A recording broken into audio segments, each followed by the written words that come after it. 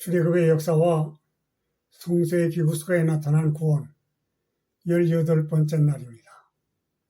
먼저 건강에 대해서 말씀드리겠습니다. 우리가 음식을 먹으면 그것이 당부로 되어가지고 소장에서 흡수가 됩니다.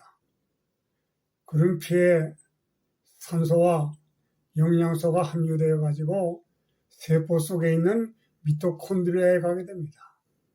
거기에 가서 지금 전해질에 의해서 점화가 되어가지고 우리가 열과 전기와 에너지가 생산이 됩니다.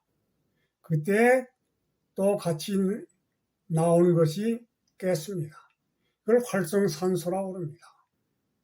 이 활성산소가 나와서 우리의 세포나 유전자를 파괴시키기 때문에 사람이 빨리 늙고 병들게 됩니다. 그러므로 이것을 예방하기 위해서 SOD라고 하는 것이 몸속에서 나오게 되어 있습니다. 슈퍼 옥시드 디스티스라고 하는 항산화물질입니다.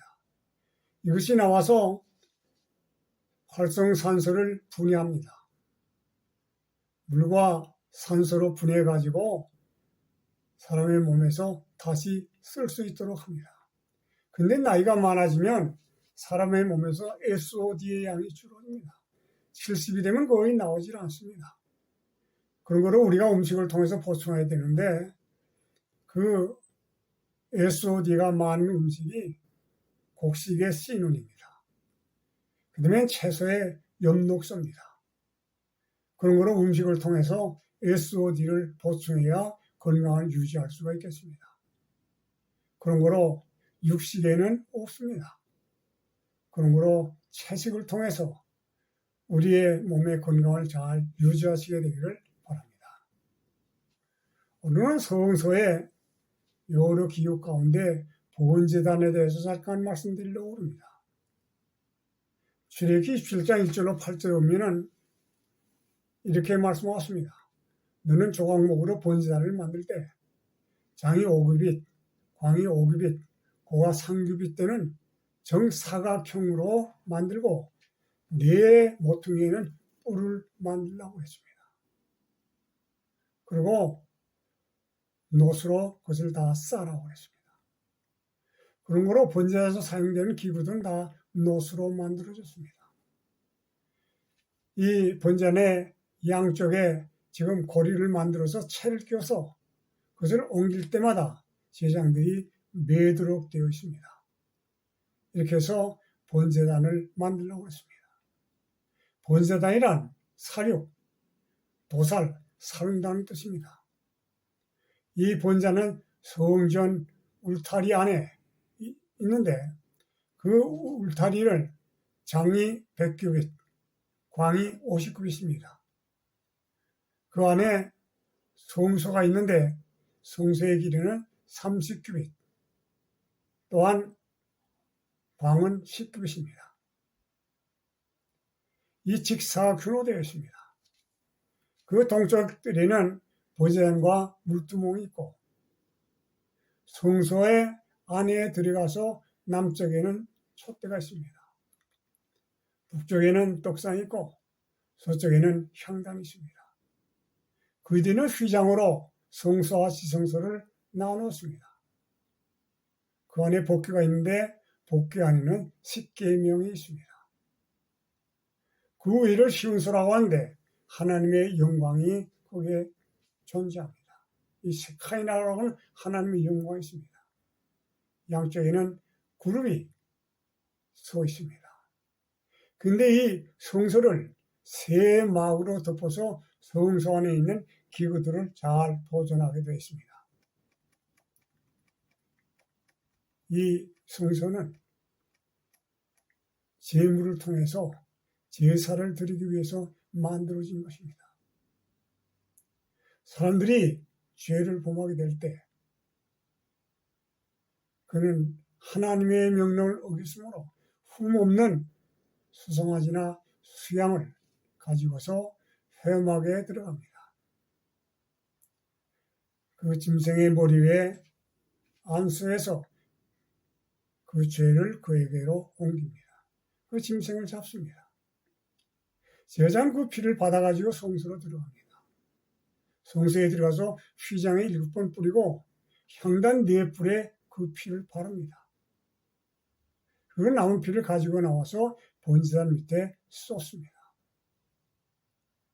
그러나 때로는 피를 가지고 성소에 들어가지 않습니다. 번제단에 4뿔의 피를 바르고 남은 피를 그 번제단 밑에 쏟습니다.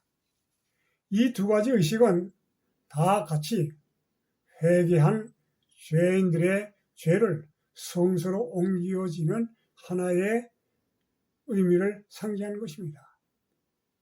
근데 성소에 가지고 들어가는 짐승의 피의 고기는 제사장들이 먹지를 못합니다. 그러나 번제단에 바르고 나머지를 번제단 밑에 쏟은 그 짐승의 고기들은 제사장들이 먹을 수가 있습니다. 그러나 그것들의 거룩한 것에서 그것을 먹음으로 하나님 앞에 죄를 범하지 않도록 조심해야 합니다.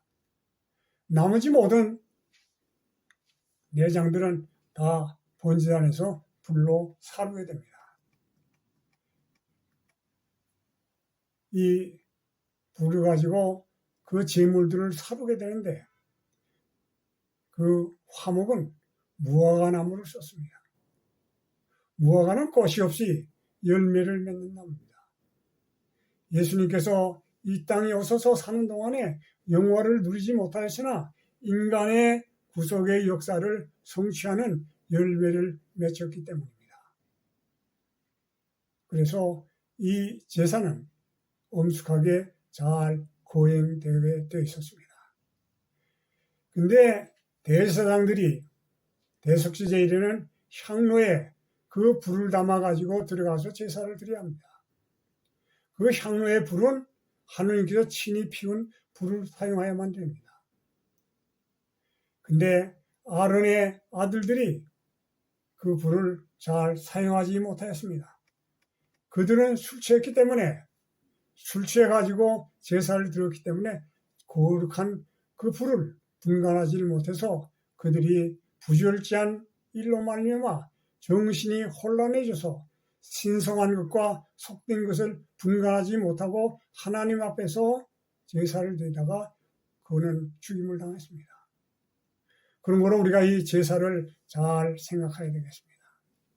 우리가 성경에서 보면 가인과 아벨의 제사를 우리가 생각하게 됩니다. 가인은 자기 마음대로 제물을 선택해서 드렸습니다. 아벨은 하느님께서 지시한 대로 짐승을 잡아서 제사드렸습니다. 오늘날 우리들은 제사를 드리지는 않습니다. 그러나 오늘날 우리들이 제사 대신에 행해지는 하나가 예배입니다. 우리가 예배를 어떻게 드려야 하느냐 하는 것은 굉장히 중요한 것입니다. 우리의 생각대로 드리는 예배는 하나님께서 간합할 수가 없습니다. 하나님께서 우리에게 성경을 통해서 예언의 신을 통해서 명확히 제시한 그대로 우리가 예배를 드려야 합니다. 오늘날 목사들 중에 외향적인 전시 효과를 얻기 위해서 군중들을 모이게 한 후에 연극하는 식으로 진리의 기별을 전해야 성공을 보게 된다고 잘못 생각하는 자들이 있는데 이것들은 하나님께서 피우신 불 대신에 다른 불을 사용하는 것이라고 전도 복음전도 138페이지에 말씀하십니다. 연극하는 식으로 예배를 드리지 말라 그런 말입니다. 사람의 생각대로 예배를 드리지 말라. 이것은 다른 불을 가지고 제사 드린 것과 같단 말입니다. 아론의 아들들이 그것 때문에 죽었습니다. 그런 걸 우리가 예배를 어떻게 드려야 하느냐 하는 것은 굉장히 중요한 일이다 그 말입니다. 구약시대의 제사제도나 신약시대의 예배는 동일합니다.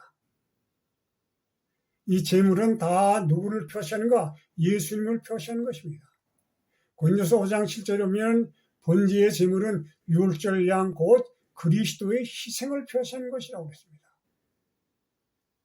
이 제사의 모든 의식 또 우리 예배 모든 의식은 다 그리스도의 지금 희생을 표시하는 것이라. 베드로전서 2장 24절에 나무에 달려 치니 우리 죄를 담당하시니 이는 우리의 죄에 대하여 죽고 의에 대해서 살게 하려 하심이라. 제자들은 예수님께서 우리의 죄를 속하기 위해서 십자가에 못 박혀서 돌아가신 그 사실을 상징하는 것입니다. 표상하는 것입니다. 우리가 이 구약시대의 제사를 보면은 제물을 각을 떴습니다. 유명한 신학자 닥터 하딩은 뭐라고 말했는가 하면 1급 토막으로 각을 떴다고 그랬습니다. 머리, 또 사지, 그다음에 몸통, 그게 1급 토막입니다. 이것은 예수님께서 십자가 상에서 1급 마디를 하는 것을 의미하는 것이라고 했습니다.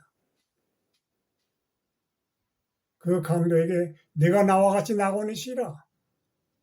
어머니에게 여자여 아들이시니이다. 또 지금 아우성시는 사람들의 저들의 죄를 용서해 주시옵소서. 나의 아버지시여 나의 아버지시여 어찌하여 나를 버리시나이까. 내가 목마르다. 다 이루었다. 내 영혼을 아버지께 의탁하나이다. 그 1급 마디를 표시하는 것이라고 했습니다. 그리고 번제단이나 향단이 4뿔이 있습니다. 거기에 피를 발랐습니다. 그것은 예수님께서 십자가에 달으실 때 4곳에서 피가 흘러내릴 것을 말씀하시는 것입니다. 머리에 있는 가시면류관을 썼기 때문에 피가 흐르고, 양손에 못이 박혀서 피가 흐르고, 발을 합쳐서 못을 박았기 때문에 4곳에서 피가 흘러내리는 것을 표시하는 것입니다. 남은 피는 그 제단 밑에 쏟았습니다. 요한복음 19장 34절에 보면 예수님께서 돌아가신지를 확인하기 위해서 병정 가운데 한 사람이 예수님의 옆구리를 창으로 찔렀다고 그랬습니다. 물과 피가 흘러내렸습니다. 그 십자가 밑에 그 물과 피가 고였습니다. 이것을 상징하는 것입니다. 그러므로 번제단의 역사란 예수님께서 십자가에 달려서 돌아가시는 장면을 친히 표상한 것이 번제단입니다. 이 번제단을 통해서 예수님의 죽는 장면을 보면서 예수님의 그 모든 고통당하는 장면을 보면서 내 죄 때문에 당하는 어려운 시련임을 우리가 깊이 명상하고 우리가 거기에 대해서 우리 마음속에 깊이 감사해야 되겠습니다. 많은 제물들이 번제단에서 죽임을 당했습니다. 하느님께서 많은 제물들을 죽이는 것을 허락했습니다. 사람들은 의아하게 생각했습니다. 왜 이렇게 많은 것을 하느님께서 죽도록 허락하는가? 그러나 그 제물을 통해서 예수님께서 십자가에서 내 죄를 위해 돌아가시는 장면을 명상하는 사람들이 하나도 없기 때문에 그 많은 제물들을 드리는 그 죽음을 통해서 그들을 하여금 깨닫게 하기 위해서 허락하셨습니다.